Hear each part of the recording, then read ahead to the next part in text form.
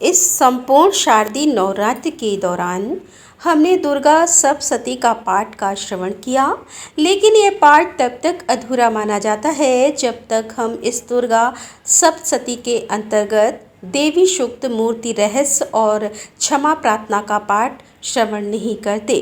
तो आज के इस वीडियो में हम दुर्गा सप्तशती को समाप्त करने से पहले हमारे वैदिक पुराणों में उपलब्ध तंत्र में बताए गए अनुसार देवी सूक्त का श्रवण करेंगे और इस वीडियो के अंत में आप सबके लिए बहुत ही सुंदर और मधुर देवी दुर्गा का श्लोक भी है जो आपके मन और हृदय को शांति प्रदान करेगा।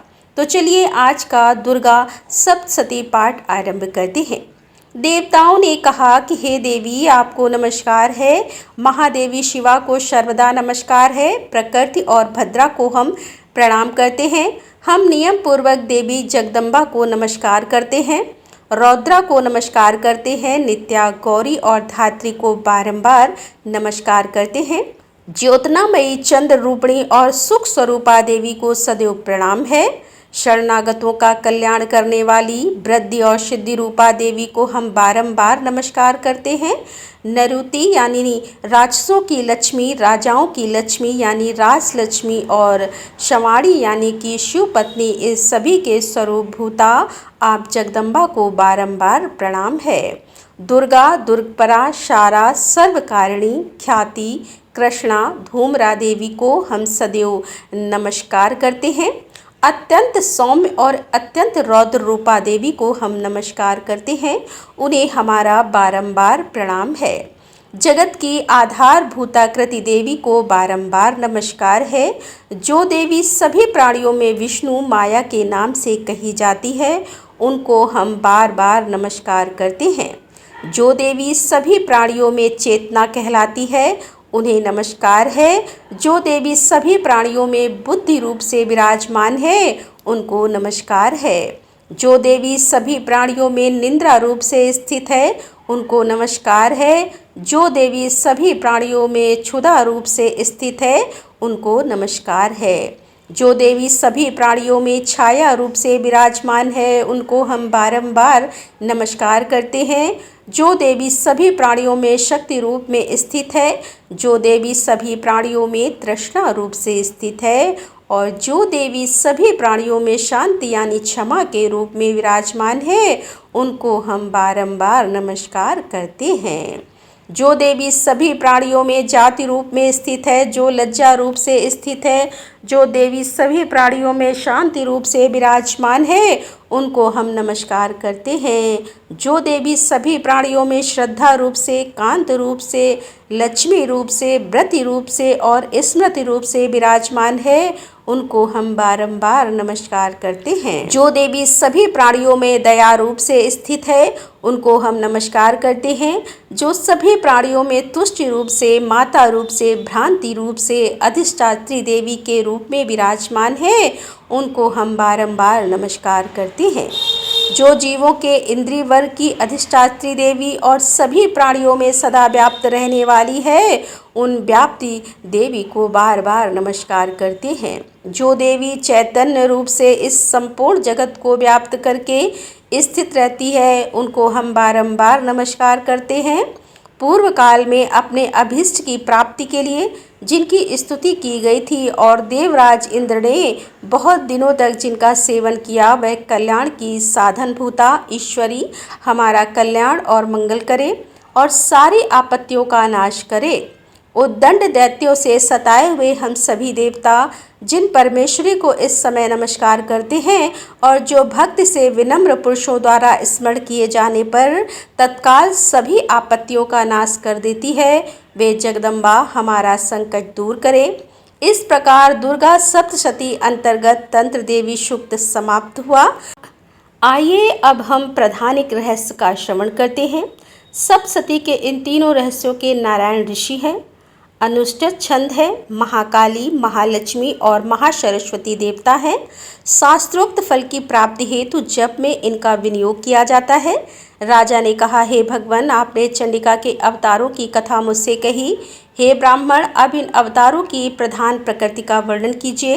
हे द्विज श्रेष्ठ, मैं आपके चरणों में पड़ा हूँ, मुझे देवी के जिस रूप की जिस विधि से आराधना करनी है वह सब मुझे यथार्थ रूप से बताइए।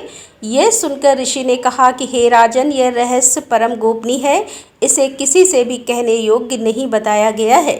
लेकिन तुम मेरे भक्त हो, इसलिए तुमसे ना कहने योग्य मेरे पास कुछ भी नहीं है। त्रिगुणमयी परमेश्वरी महालक्ष्मी ही सबका आदि कारण है। वे ही दृश्य और अदृश्य रूप से संपूर्ण विश्व को व्याप्त करके स्थित रहती हैं। हे राजन, वे अपनी 4 भुजाओं में मातुलुंग यानी बिजौरे का फल, गधा, खेट यानी ढाल और पान पात्र तथा मस्तक पर नागलिंग और योनि इन वस्तुओं को धारण करती है। तपाए हुए स्वर्ण के समान उनकी कांति है। तपाए हुए स्वर्ण के ही उनके आभूषण हैं। उन्होंने अपने तेज से इस शून्य जगत को परिपूर्ण कर दिया है।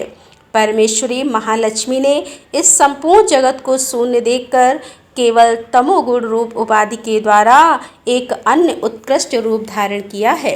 वह रूप एक नारी के रूप में प्रकट हुआ, जिसके शरीर की कांत निखरे हुए काजल की भांति काले रंग की थी। उसका श्रेष्ठ मुख दाणों से सुशोभित था, नेत्र बड़े बड़े और कमर पतली थी। उसकी 4 भुजाएं ढाल, तलवार, प्याले और कटे हुए मस्तक से सुशोभित हो रही थी। वो वक्ष स्थल पर कबंध की और मस्तक पर मुंडों की माला धारण किए हुए थी। इस प्रकार प्रकट हुई। स्त्रियों में श्रेष्ठ तामसी देवी ने महालक्ष्मी से कहा कि हे माते, आपको नमस्कार है, मुझे मेरा नाम और कर्म बताइए। तब महालक्ष्मी ने स्त्रियों में श्रेष्ठ उस तामसी देवी से कहा कि हे देवी, मैं तुम्हें नाम प्रदान करती हूँ और तुम्हारे जो जो कर्म है उसको भी बताती हूँ। ध्यानपूर्वक सुनो। महामाया, महाकाली, महामारी, क्षुधा, त्रषा, निंद्रा, तृष्णा, एकवीरा, कालरात्रि और दुर्तया यह तुम्हारे नाम है, जो कर्मों के द्वारा लोक में चरितार्थ होंगे। इन नामों के द्वारा तुम्हारे कर्मों को जानकर जो उनका पाठ करता है वह सुख भोगता है। हे राजन, महाकाली से इस प्रकार कहकर महालक्ष्मी ने अत्यंत शुद्ध सत्वगुण के द्वारा दूसरा रूप धारण किया, जो चंद्रमा के समान गौरव वर्ण था। जो श्रेष्ठ नारी अपने हाथों में अक्षमाला, अंकुश, वीणा और पुस्तक धारण किए हुए थी, महालक्ष्मी ने उसे भी नाम प्रदान किया। महाविद्या, महावाणी, भारतीवाक, सरस्वती, आर्या, ब्राह्मणी, कामधेनु, वेदगर्भा और श्रीधरी और धीश्वरी यह तुम्हारे नाम होंगे। उसके बाद महालक्ष्मी और धीश्वेश्वरी यह तुम्हारे नाम होंगे। उसके बाद महालक्ष्मी ने महाकाली और महासरस्वती से कहा कि हे देवियों, तुम दोनों अपने अपने गुणों के योग्य स्त्री पुरुष के जोड़े उत्पन्न करो। उन दोनों से इस प्रकार कहकर महालक्ष्मी ने पहले स्वयं ही स्त्री पुरुष का एक युगल जोड़ा उत्पन्न किया। वे दोनों ही हिरण्य गर्भ, सुंदर और कमल के आसन पर विराजमान थे। हिरण्य गर्भ यानी कि निर्मल ज्ञान से संपन्न, उनमें से एक स्त्री थी और दूसरा पुरुष। उसके बाद माता महालक्ष्मी ने पुरुष को ब्रह्मांड, विधेक, विरंज और धात इस प्रकार संबोधित किया और स्त्री को श्री, पद्मा, कमला, लक्ष्मी इत्यादि नामों से पुकारा।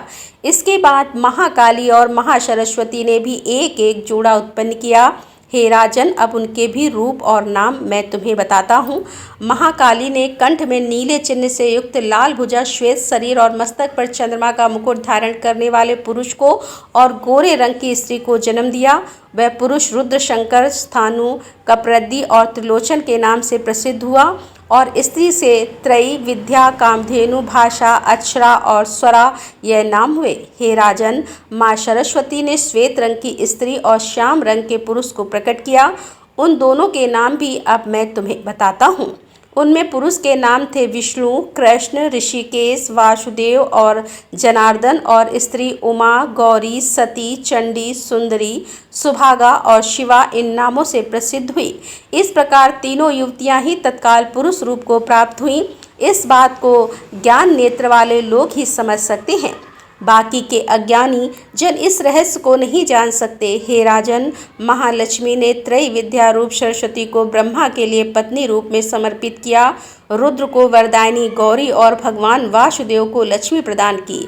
इस प्रकार सरस्वती के साथ संयुक्त होकर ब्रह्मा जी ने ब्रह्मांड को उत्पन्न किया और परम पराक्रमी भगवान रुद्र ने गौरी के साथ मिलकर उसका भेदन किया। हे राजन, उस ब्रह्मांड में प्रधान महत्व आदि कार्य समूह पंच महाभूत आत्मक समस्त स्थावर जंगम रूप जगत की उत्पत्ति हुई और फिर लक्ष्मी के साथ भगवान विष्णु ने उस जगत का पालन पोषण किया। प्रलय काल आते ही गौरी के साथ महेश्वर ने उस संपूर्ण जगत का संहार कर दिया। हे राजन, महालक्ष्मी ही सर्व सत्वम और सभी तत्वों की अधीश्वरी है। वे ही निराकार और साकार रूप में रहकर अनेक प्रकार के नाम धारण करती हैं। सगुणवाचक, सत्य ज्ञान, चित्त, महामाया आदि नामांतरों से इन महालक्ष्मी का निरूपण करना चाहिए। केवल एक नाम यानी कि महालक्ष्मी इस मात्र से अथवा अन्य प्रत्यक्ष आदि प्रमाण से उसका वर्णन नहीं हो सकता और इस प्रकार दुर्गा सप्तशती अंतर्गत प्राथानिक रहस्य संपूर्ण हुआ।